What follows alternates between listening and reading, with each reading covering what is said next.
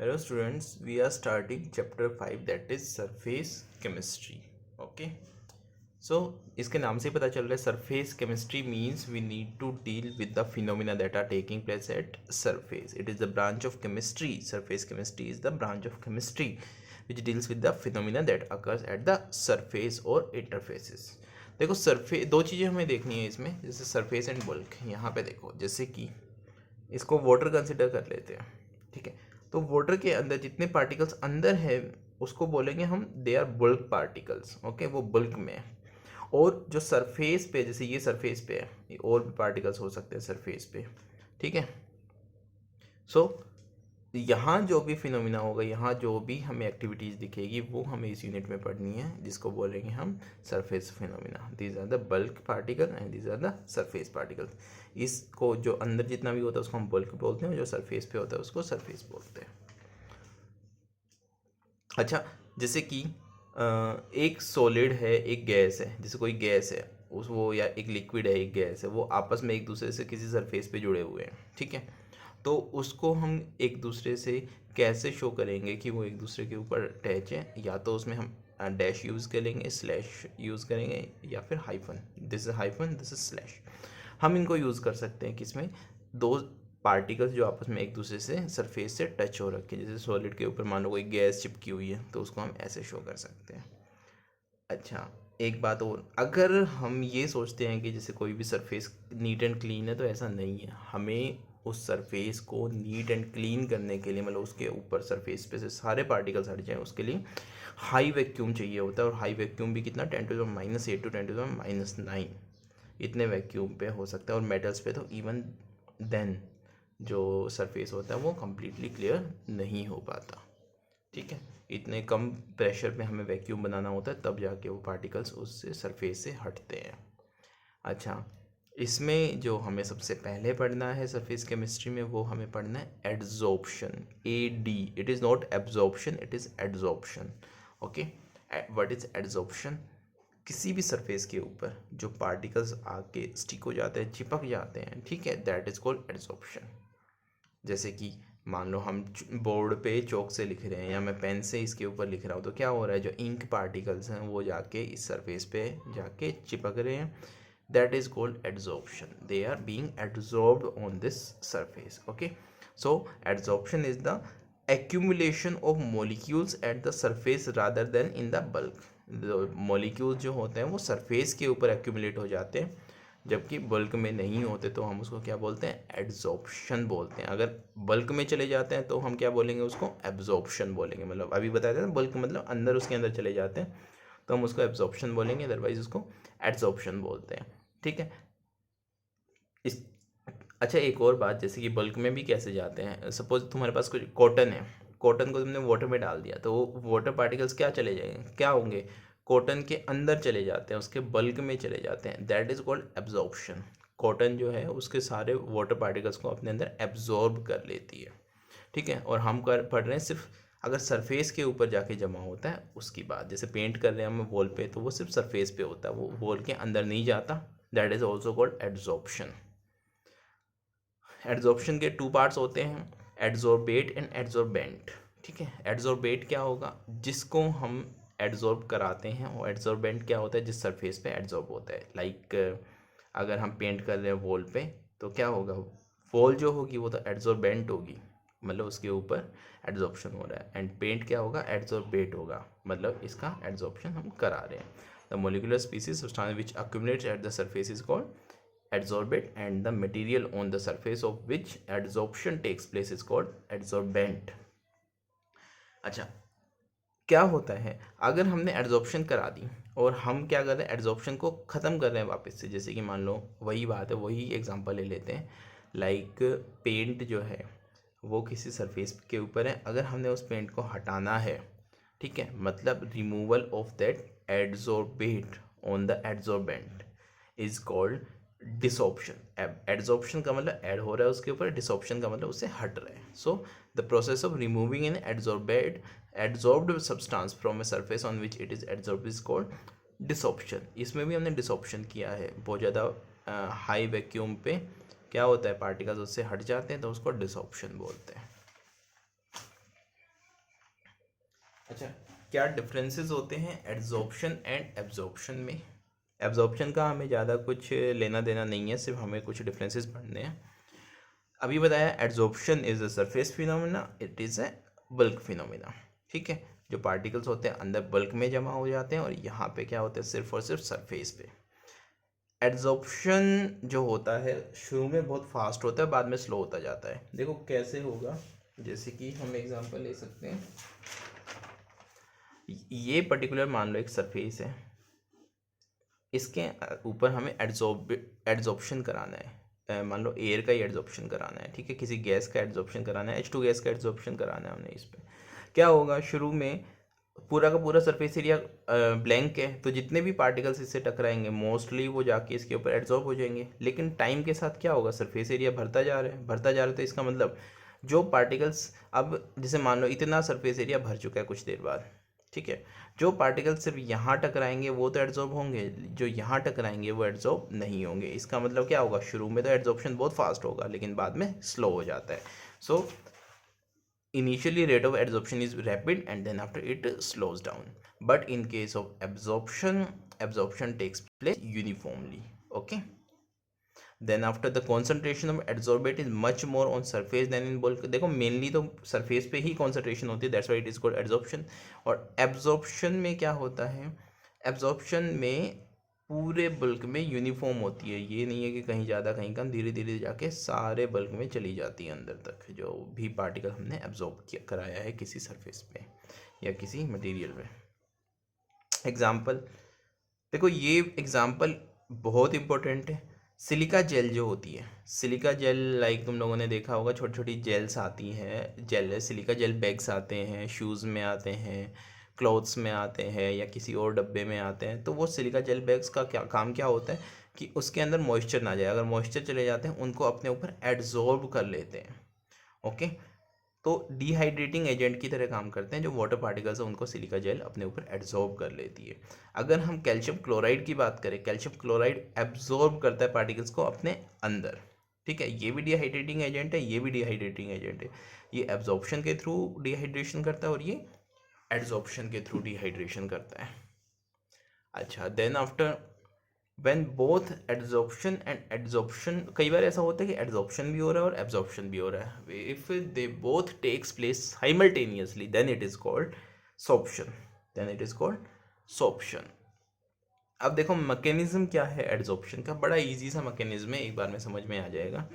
कि जैसे कि ये एक हमने समझ लिया, ये एड्जॉर्बेंट है, ठीक है, इसमें जब बल्क के अंदर पार्टिकल्स हैं, जैसे कि तो जैसे ये पार्टिकल है, इसके ऊपर भी कोई पार्टिकल होगा, साइड में भी हर तरफ पार्टिकल्स होंगे, तो एक तरह से ये इक्वली हर तरफ से जो फोर्स ऑफ अट्रैक्शन है या रिपल्शन है वो हर तरफ से सेम है। ये मैंने जो डायग्राम बनाया हुआ है, ये फोर्स है, ठीक है, ये सारे के सारे चारों तरफ से बैलेंस्ड फोर्स है भाई, हर तरफ इसके पार्टिकल है सराउंडिंग में। लेकिन जो सरफेस पे होता है इसमें नीचे की तरफ और साइड में तो पार्टिकल्स हैं, लेकिन ऊपर की तरफ पार्टिकल्स नहीं है।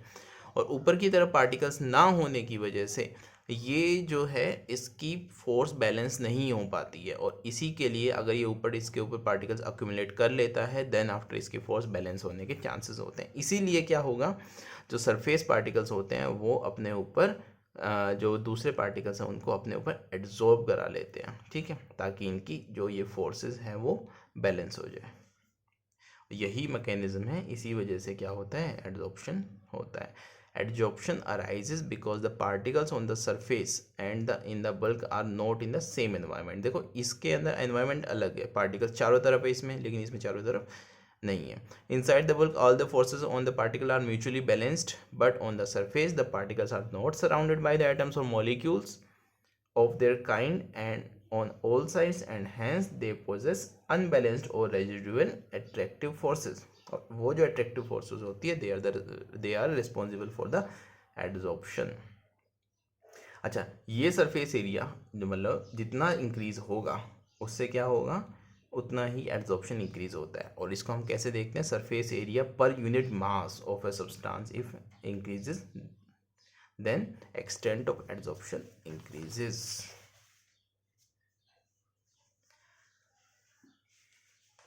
अब देखो इसको पार्टिकल की ज़रूरत थी, मतलब अगर पार्टिकल कोई इसके ऊपर आता है तो ये स्टेबलाइज होता है, और स्टेबलाइज होने के लिए क्या होता है, एनर्जी रिलीज होती है। तो adsorption is an exothermic process. Whenever a particle adsorbed over here some energy is released and that is called exothermic reaction. अब देखो डेल्टा, अगर एक्सोथर्मिक रिएक्शन है मीन्स डेल्टा एच जो होगा, एंथैल्पी चेंज होगा, वो नेगेटिव होगा, पहली बात। दूसरी बात ये है कि अगर पार्टिकल्स इसके ऊपर आके चिपक रहे तो उनकी जो मूवमेंट है वो कम हो जाएगी। अगर उनकी मूवमेंट कम हो रही तो उससे क्या होगा, उससे जो मूवमेंट कम होने से जो एंट्रोपी है वो भी कम हो जाएगी। तो अगर एंथैल्पी और एंट्रोपी दोनों ही कम हो रही है लेकिन फिर भी एड्जॉर्प्शन जो है it is a spontaneous process, अपने आप से हो जाती है वो प्रोसेस, ठीक है। तो इसके केस में हम कैसे क्या करेंगे, when the gas is adsorbed the freedom of movement of molecules restricted and entropy decreases. Okay, ये तो बता दिया मैंने तुम्हें। Delta G should be negative and delta S negative हो गया, ठीक है। और डेल्टा एस नेगेटिव होने से ये जो पूरी वैल्यू है ये पॉजिटिव होगी। टेम्परेचर हम केल्विन में लेते हैं, केल्विन में टेम्परेचर कभी नेगेटिव होता नहीं है, ठीक है। तो टी डेल्टा एस में अगर डेल्टा एस की वैल्यू नेगेटिव होगी तो ये पूरा पॉजिटिव हो गया। और ये अगर इतना पार्ट डेल्टा एच को छोड़ के इतना सारा पार्ट पॉजिटिव हो गया है, इसका मतलब क्या होगा, डेल्टा एच तो ओवरऑल वैल्यू नेगेटिव आने के लिए डेल्टा एच की वैल्यू ज़्यादा होनी चाहिए as compare to T delta S. Okay, तो डेल्टा एच अगर ज़्यादा नेगेटिव है, उसकी मैग्नीट्यूड ज़्यादा है, देखो डेल्टा एच नेगेटिव तो है ही because it is an exothermic reaction. तो उस वजह से पहले तो शुरू इनिशियली डेल्टा एच बहुत ज़्यादा नेगेटिव होता है और उससे डेल्टा जी की वैल्यू नेगेटिव आती रहती है। लेकिन तुम अभी मैंने बताया कि विद टाइम जो एड्जॉर्प्शन है उसकी स्पीड कम हो जाती है, इसलिए जो एंथैल्पी या इंक एनर्जी रिलीज्ड जो भी होगी वो भी कम हो जाएगी और उससे धीरे धीरे डेल्टा एच की वैल्यू कम होती जाएगी। और कम होते होते एक टाइम ऐसा आएगा जब डेल्टा एच की जो वैल्यू होगी वो टी डेल्टा एस की वैल्यू के इक्वल होगी। तो डेल्टा एच की वैल्यू नेगेटिव और ये T delta S overall positive हो जाता है, तो ये दोनों मिलके आपस में कितना हो जाएंगे, ज़ीरो हो जाएंगे, ठीक है। और अगर ये ज़ीरो हो जाते हैं तो ऐसे स्टेट को क्या बोलेंगे, मतलब अब उसके बाद एड्जॉर्प्शन नहीं होगा या जितना एड्जॉर्प्शन होगा उतना ही डिसॉर्प्शन हो जाएगा and that state is called equilibrium state eight which delta G will be zero. मैं फिर से रिपीट कर देता हूँ, डेल्टा एच की देखो वैल्यू नेगेटिव है और टी डेल्टा एस, क्योंकि डेल्टा एस की वैल्यू नेगेटिव है तो ये नेगेटिव नेगेटिव आपस में क्या बन जाएंगे, पॉजिटिव बन जाएंगे। तो डेल्टा एच की वैल्यू जितनी ज़्यादा नेगेटिव होगी डेल्टा जी की वैल्यू उतनी ज़्यादा नेगेटिव होगी, डेल्टा जी की वैल्यू जितनी ज़्यादा नेगेटिव होगी रिएक्शन उतनी ज़्यादा स्पॉन्टेनियस होगी। टाइम के साथ एड्जॉर्प्शन कम होता है, डेल्टा एच की वैल्यू कम होती जाएगी और उसकी वजह से एक टाइम ऐसा आएगा जब डेल्टा एच की वैल्यू टी डेल्टा एस के इक्वल हो जाएगी and then they will cancel out each other and delta G will be zero. Okay, और डेल्टा जी जब जीरो आ जाता है that is called equilibrium state, ठीक है। ये था थर्मोडाइनमिकल व्यू था इसका। Then after types of adsorption हमें देखना है, मेनली हमें टू टाइप्स ऑफ एड्जॉर्प्शन पढ़ने हैं, one is physical adsorption and second is chemical adsorption. थोड़ा सा आउटलाइन दे देता हूँ। फिजिकल एड्जॉर्प्शन में जस्ट एक दूसरे से फिजिकली अटैच होते हैं और केमिकल एड्जॉर्प्शन में एक दूसरे के साथ कुछ बॉन्डिंग क्रिएट हो जाती है उनके बीच में, ठीक है। तो हमें पहले अभी आज के लिए सिर्फ फिजियो एड्जॉर्प्शन पढ़ना है। तो फिजियो एड्जॉर्प्शन में क्या होगा, इसमें सिर्फ और सिर्फ weak van der Waals forces होती है which are responsible for adsorption. If accumulation of a gas on a solid और an adsorbate on an adsorbent takes place by weak van der Waals forces then it is called physical adsorption. देखो दो particles अगर आपस में एक दूसरे का reaction नहीं कर रहे, बॉन्डिंग नहीं कर रहे, तो क्या होगा, सिर्फ और सिर्फ weak van der Waals force से एक दूसरे के साथ अटैच होंगे। और अगर weak van der Waals force से अटैच होंगे दैट इज कॉल्ड फिजियोसॉर्प्शन या फिर फिजिकल एड्जॉर्प्शन। फिजिकल एड्जॉर्प्शन को ही हम फिजियोसॉर्प्शन बोलते हैं, ठीक है। अब फिजियोसॉर्प्शन देखो, weak van der Waals forces जो होती है वो ऐसा तो है नहीं कि इन पर्टिकुलर एलिमेंट्स में होती है बाकियों में नहीं होती, वो सबके लिए बराबर है, ठीक है। हर एक पार्टिकल्स में एड्जॉर्प्शन होता है, sorry weak van der Waals force से अट्रैक्शन होती है। सो जो फिजियोसॉर्प्शन होते हैं they are lack of specificity, ऐसा कुछ स्पेसिफिक नहीं है कि इन्हीं एलिमेंट्स में होगा इनमें नहीं होगा, या इन्हीं मॉलिक्यूल्स में होगा इनमें नहीं होगा। So a given surface on this adsorbent does not show any specificity कि इन्हीं मॉलिक्यूल्स को मैं एड्जॉर्ब करूंगा अपने अंदर, इनको नहीं करूंगा, because van der Waals force से अट्रैक्ट होना और वैन डेर वाल्स फोर्स सबके लिए सेम होती है। Then after nature of adsorbate के ऊपर डिपेंड करता है। नेचर ऑफ एड्जॉर्बेट के ऊपर कैसे डिपेंड करेगा, ये जो नेचर ऑफ एड्जॉर्बेट है बड़ा इंपॉर्टेंट है, इसके अंदर से क्वेश्चन आते हैं सीबीएसई में। तो इसमें the amount of gas adsorbed on the solid depends upon the nature of gas. In general liquefiable gases, liquefiable कोई भी गैस अगर लिक्विफाई हो जाती है, are readily adsorb on as van der Waal force are stronger near the critical temperature. देखो ये समझना जरूरी है कि गैस अगर लिक्विफाई होती है तो उससे क्या बेनिफिट होंगे. जो लिक्विड पार्टिकल्स होते हैं उनके अंदर मूवमेंट कम होती है पार्टिकल्स की, इसलिए किसी सरफेस के ऊपर जो इतनी ज़्यादा लिक्विफाइबल गैस होती है वो ईजिली उसके ऊपर एड्जॉर्ब हो जाएगी. और ये कैसे डिसाइड होगा कि कोई गैस कितनी ज़्यादा लिक्विफाई है, वो डिपेंड करता है उसके क्रिटिकल टेम्परेचर पे. Critical temperature last year thermodynamics में आया था, एक बार फिर से बता देता हूँ. Critical temperature is the temperature above which, एक ऐसा temperature above which gas can not be liquefied by any pressure. Sorry उसमें जो स्टेट्स ऑफ मैटर है उसमें आया था ये. उसमें critical temperature is the temperature above which gas can not B liquefy. देखो एक टेम्परेचर होता है स्पेसिफिक, तब तक अगर हम प्रेशर इंक्रीज करते रहें गैस पे तो क्या होगी, गैस लिक्विफाई हो जाती है. लेकिन उसके बाद अगर हम टेम्परेचर और ज़्यादा बढ़ा दें, क्रिटिकल टेम्परेचर पे टेम्परेचर पहुंच जाता है, तब बेशक कितना भी प्रेशर हम गैस के ऊपर डाल लें वो लिक्विफाई होगी ही नहीं. And that is called critical temperature. अब जिसका क्रिटिकल टेम्परेचर जितना ज़्यादा होगा उससे क्या बेनिफिट होगा कि बहुत ज़्यादा टेम्परेचर पे जाके वो गैस लिक्विफाई होना बंद होगी. और किसी का क्रिटिकल टेम्परेचर कम है, इसका मतलब बहुत कम टेम्परेचर पे ही वो लिक्विफाई होना बंद हो जाती है. ठीक है, तो हमें किस में फ़ायदा है, जो ज़्यादा टेम्परेचर पे जाके लिक्विफाई होना बंद हो, क्योंकि वो कम टेम्परेचर पे इजीली लिक्विफाई हो सकती है एंड इजीली एड्जॉर्ब हो सकती है. तो हम कुछ एग्जांपल लेते हैं, जैसे sulphur dioxide, methane and dihydrogen या हाइड्रोजन गैस. इसका जो क्रिटिकल टेम्परेचर होता है 630 kelvin, it is 190 kelvin, it is 33 kelvin. तो इसका क्रिटिकल टेम्परेचर ज़्यादा है, दैट मीन्स बहुत ज़्यादा टेम्परेचर 630 केल्विन पे जाके ऐसा होगा कि वो गैस लिक्विफाई होना बंद होगी. उससे कम पे लिक्विफाई हो सकती है और इजीली नॉर्मल टेम्परेचर पे एड्जॉर्ब हो जाएगी. किसके ऊपर, किसी भी सरफेस के ऊपर, या हम बात करें चारकोल की, चारकोल के ऊपर. मीथेन का और कम है और डाईहाइड्रोजन जो है हाइड्रोजन गैस का और कम है क्रिटिकल टेम्परेचर. इसका मतलब उनकी एड्जॉर्प्शन जो होगी वो कम होगी. जिसका क्रिटिकल टेम्परेचर जितना ज़्यादा है उसके अंदर एड्जॉर्प्शन उतनी ही बढ़ जाती है. ठीक है. Then after reversible nature, listen physisorption. देखो वीक वैंडरवाल फोर्सेस से कोई नए बॉन्ड्स नहीं बने तो हम उसको इजीली डिसोसिएट कर सकते हैं. थोड़ी सी एनर्जी दी या कोई भी ऐसा फैक्टर यूज़ किया जिससे वो वैंडरवाल फोर्स टूट जाए, तो वो आराम से, जैसे कोई सॉलिड और गैस कोई सॉलिड पे एड्जॉर्ब हुई है तो क्या होगा, उसने हीट रिलीज़ की है, अगर वही हीट इसको हम वापस दे दे तो रिएक्शन रिवर्स हो जाएगी, वो गैस और सॉलिड वापस से अलग अलग हो जाएंगे. मतलब इजीली डिसॉप्शन हो सकता है. That's why they are reversible in nature. That's why they are reversible in nature. Okay okay. Then after surface area की बात करेंगे. Surface area of adsorbent.